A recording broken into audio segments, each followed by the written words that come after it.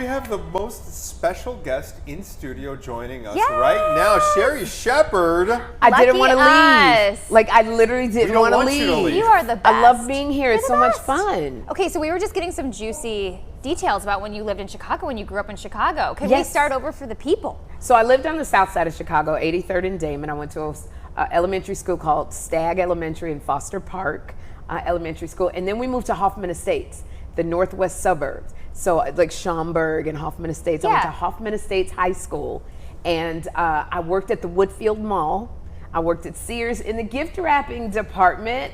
And I got a, you know, what do you call it, an upgrade. I haven't worked a real job in so long. It's not called an upgrade, it's a promotion. Yes. And then I was customer service. And then I used to work at a store called Wilson's House of Suede and Leather. So if you know, you know. That's how I'm dating myself. But they used to sell the bolero hats and the leather jackets and the suede skirts. And I worked at a store called Jean Nicole, I think. I worked at Lane Bryant. I worked at Learners. All these stores. So clothing stores. Clothing stores. Were these all summer jobs, or did you These were all do it summer during jobs, and I worked at the Northwest Hospital as a candy striper. Now I said candy striper. I just want to make, because y'all been drinking.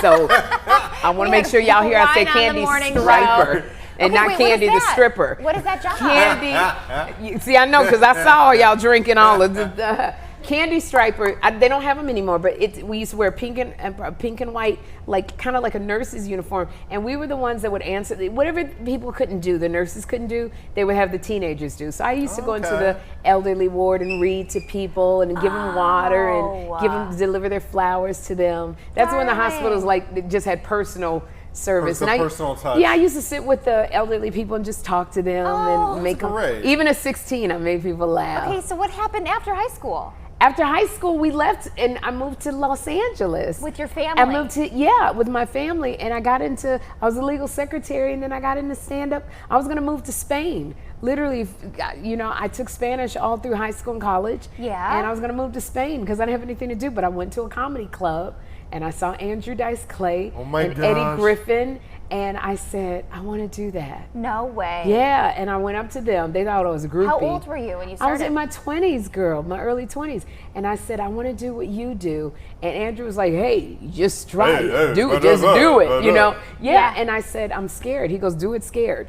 And that has been the mantra for my entire life. Do it scared. So did you just get up there and just saw how it went and you got better as time went on? Because practice makes perfect, and no matter what, life is going to pass you by. So I always tell people, on the other side of fear, if you can get past fear, that's where all of the blessings are. That's where all of the open doors are. That's where all of the opportunities are. If you can just get past the fear.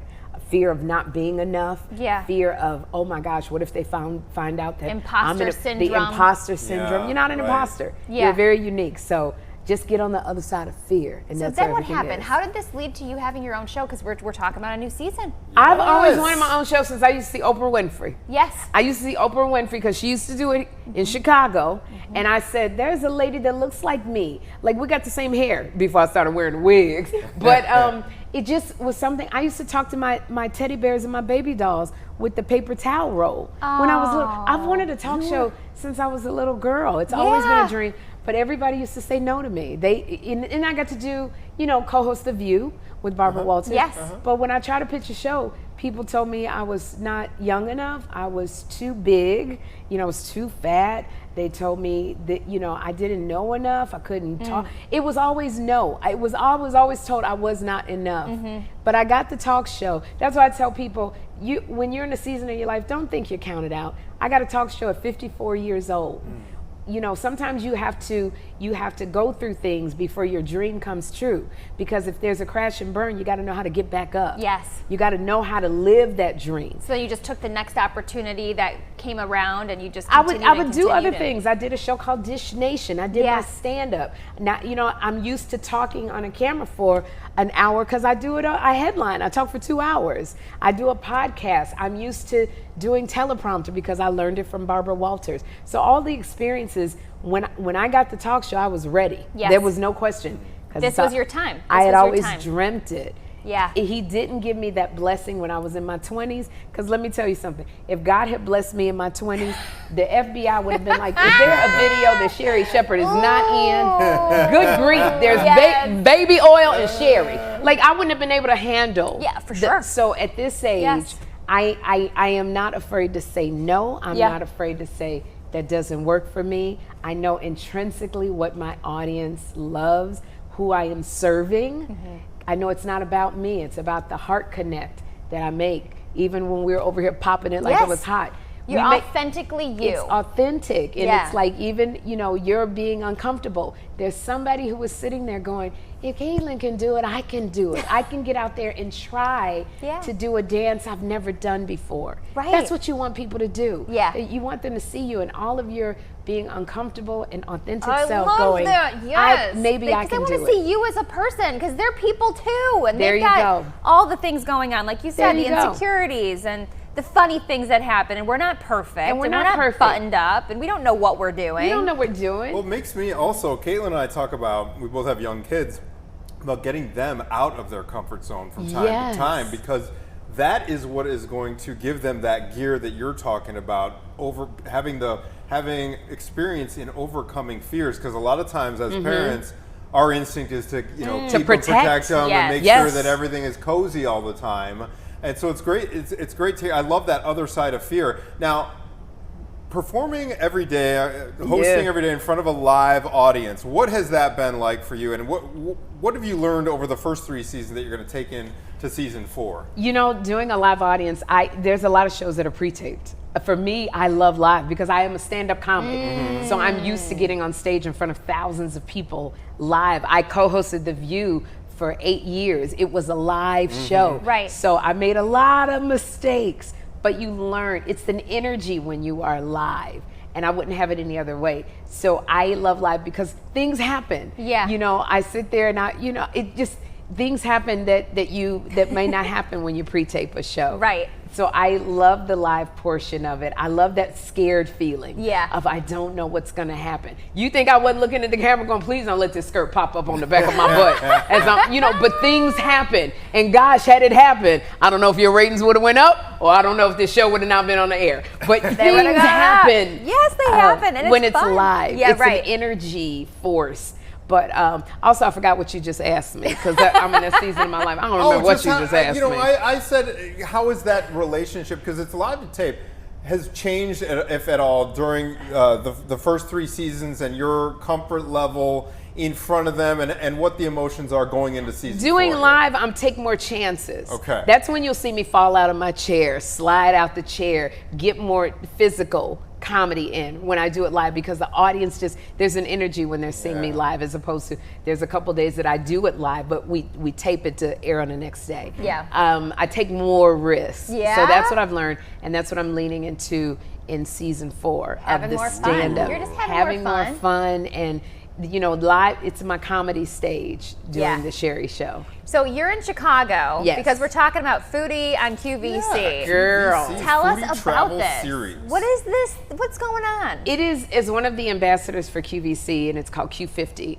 And like I said before, it's women over their 50s, and we are redefining what is this age. Yeah. It's the age of possibility. Right. It is the age of taking charge of your life, of saying, I'm not going to let anyone define who I am. If I want to wear that short skirt, well, gosh darn it, I'm going to put that short skirt on and let all the air hit the back of my thighs. Amen, sister. If I want to start a business, I'm going to go and start that business. Yeah. I'm going to go and try something that I've never tried before. So I love partnering with QVC anyway for being a Q50 ambassador. But also, they have a new series, and it's the QVC Foodie Travel Series. And it is literally every Wednesday, the QVC goes to a different city and they celebrate the culture of food. Because every city has a different culture and celebration of food. And food brings people together. Yes. Like literally, you sit around a table,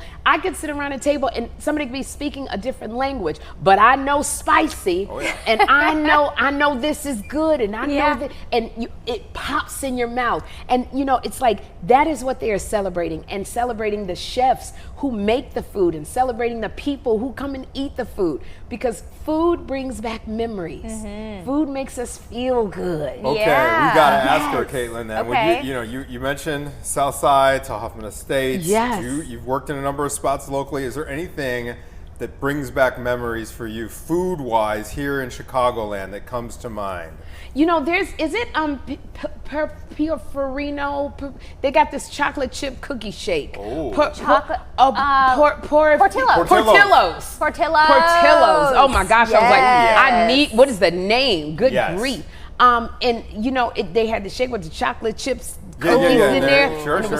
And I just love my deep dish pizza. But you know, in the hood, they used to have something called Harold's Chicken. Oh yeah, no, Harold's Chicken, and it was a man with an axe chasing the chicken, and we used to get that, and I would remember that. But most of all, my family, the Shepherds, cooked. And you know, you come and But you said you don't know how to cook. No, I said the Shepherds cook. My family cooks. But you Sherri don't cook. Let me tell you something. It's on my Bumble profile. Don't expect. I don't cook. Yes. No, you cook. Same. I'm telling you. Yeah.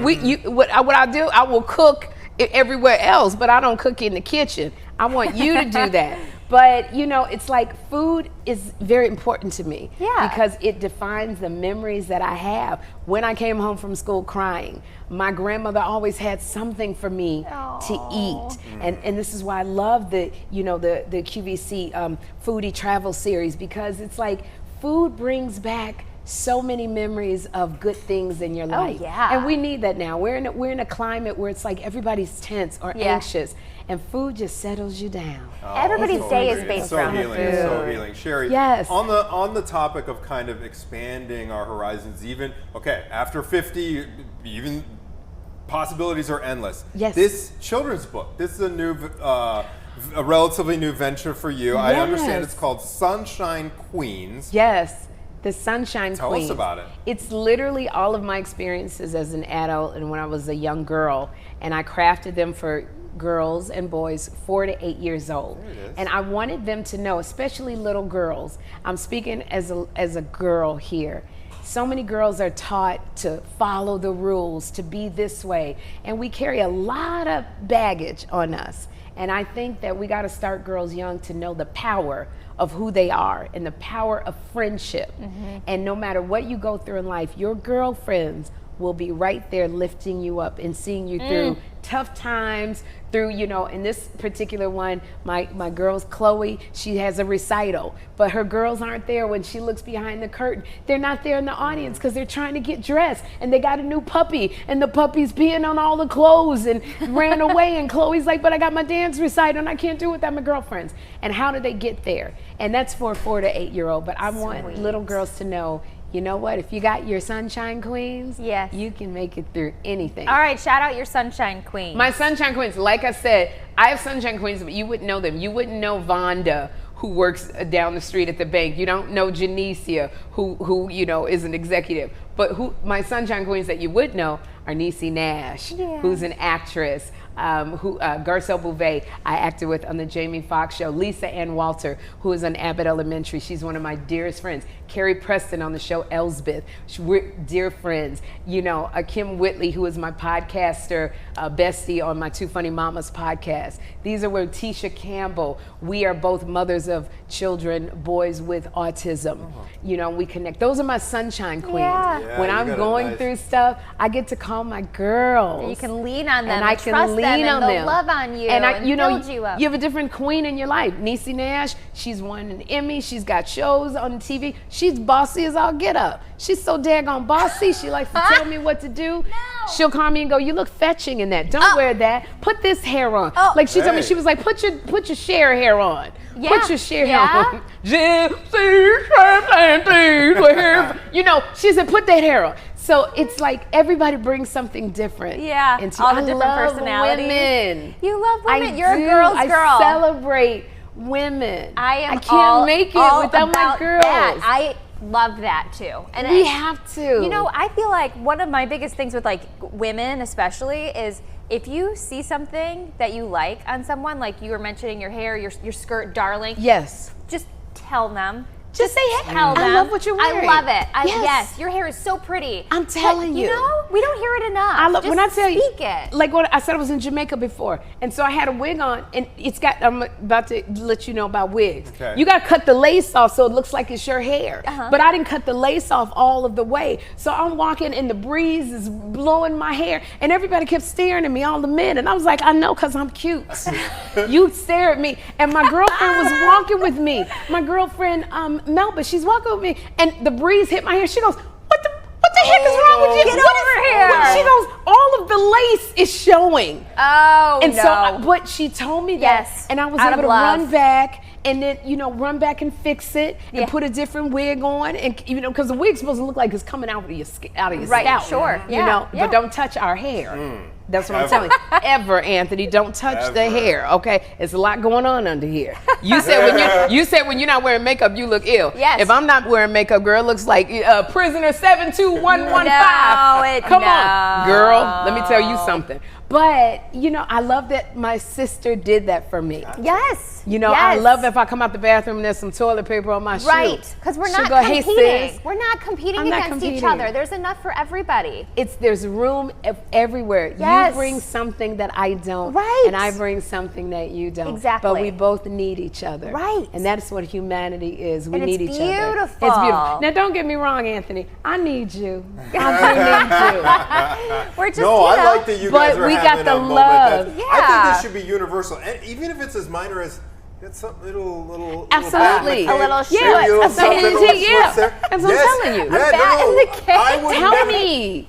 It's like Thank I you. want my sis to tell me, and I always call people sis. It's like I like that. It's a family thing, so I love it, and that's why again, I get that feeling when I'm partnered with QVC because they're about that, and they're about celebration of all things, celebrating women who are over their 50s, who sometimes you feel left out. Yeah. You don't feel acknowledged. You don't feel like people see you, and being a Q50 ambassador is like, we see you Yeah. because I am you. Right. And I want people to know you can have a dream that you probably placed on the shelf with the fine china.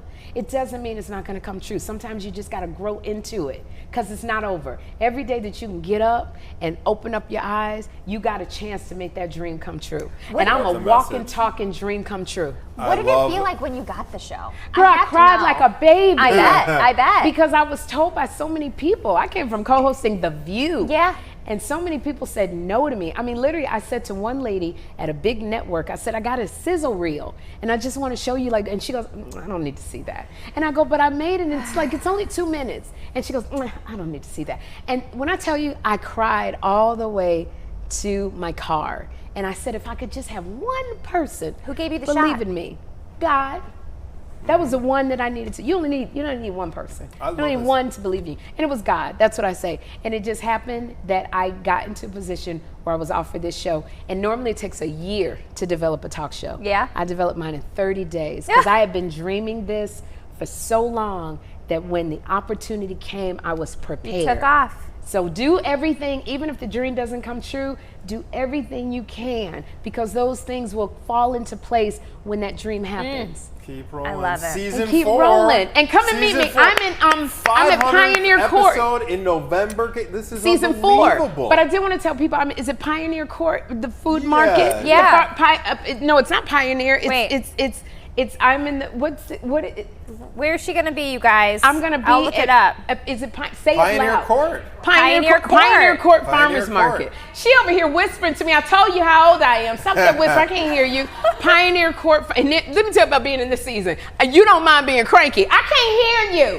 Pioneer Court Louder. Farmers Market. Got I it. will be there this afternoon doing a meet and greet. So Come fun. by and say hello because we got QVC swag and we got vendors that you can meet. And I will be there with the big old smile with hair hanging down, looking like Crystal Gale, hair hanging down to my ankles. Get a couple selfies Ready with to hug. you. Get a selfie with me. But season 4, I'm very excited about can't it. wait. We're excited. Do you know how too. hard it is to get your Congrats. talk show back on the air That's for it to come back? amazing. 4. So I'm excited. Congrats. Season Keep 4. rolling. Congrats on all your success. And watch my movie thank- Straw. and on You Netflix. play a serious role in I this played a one, serious too. role, yeah. This would be another side to you we haven't seen. too I like often. people. I think that people forget that I'm an actress. That's how. Yeah. That's how I started acting and stand up. So it's nice to be able to see a side, show people can do another it all. side of me. Yeah. But I tell you, I did do a series movie with Aldous Hodge, the actor, and he's gorgeous. And it was called Brian Banks. He got convicted of a crime he didn't commit, and he played my son.